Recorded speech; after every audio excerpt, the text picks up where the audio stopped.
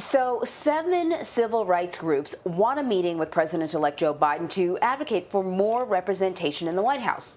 Groups like the NAACP say Biden's selections of people of color for lower-profile positions, well, that's simply not enough. And they want more black officials appointed to the president-elect's remaining high-profile cabinet posts.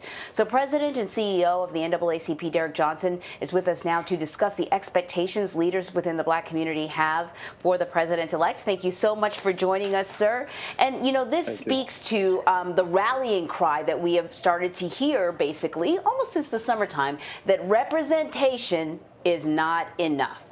So tell me, what are these groups asking of the president-elect? What are they hoping to discuss with him should he agree to this meeting?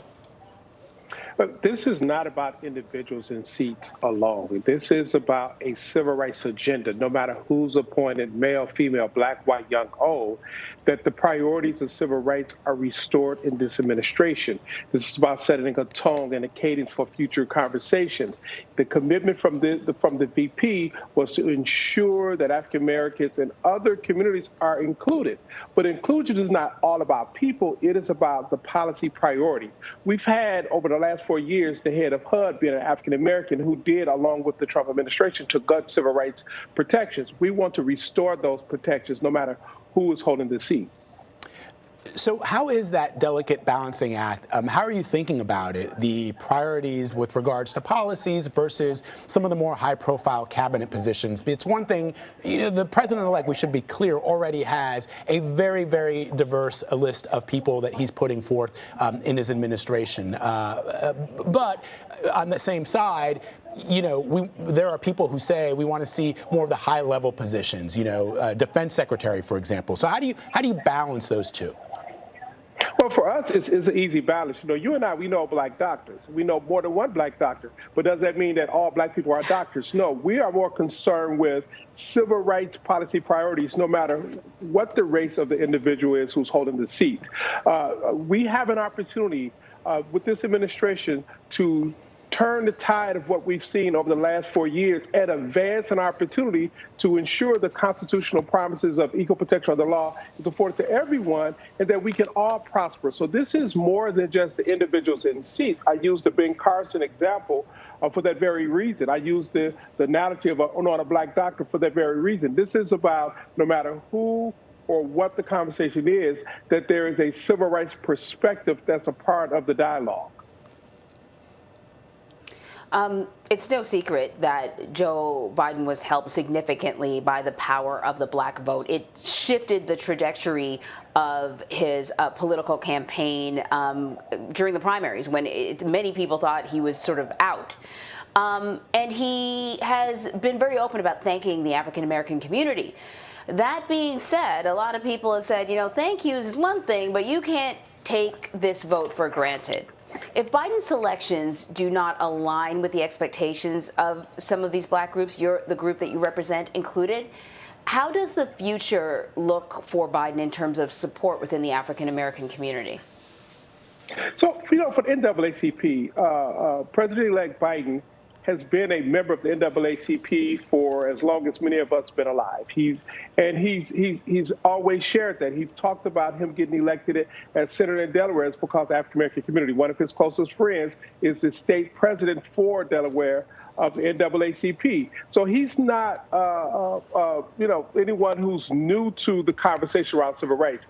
That's why this is not about individuals in seats alone. This is about ensuring that the concepts, the protections of civil rights are in place.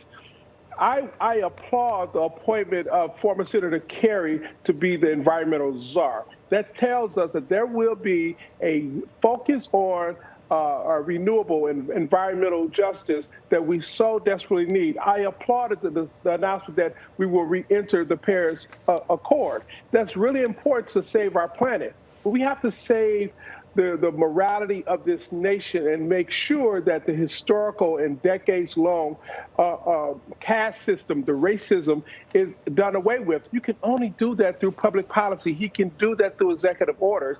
And that's the conversation we need to be having. Not about individuals, but about how do we embed civil rights protections and restore the loss of rights protections in all of the conversations that take place, whether it's the Department of Defense or Department of Agriculture, across the gamut. And Derrick, finally, let me ask you, as you know, the NAACP has warned President-elect Biden against adding former Chicago Mayor Rahm Emanuel to his cabinet. Explain the thinking there. You know, here you have an individual who served as mayor of Chicago, and the police killed an individual, and he was a part of the cover-up until after his reelection.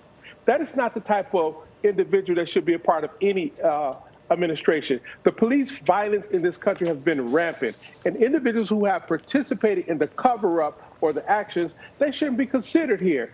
I believe that President-elect Biden, that is something that he would want to be a part of his legacy or part of his administration.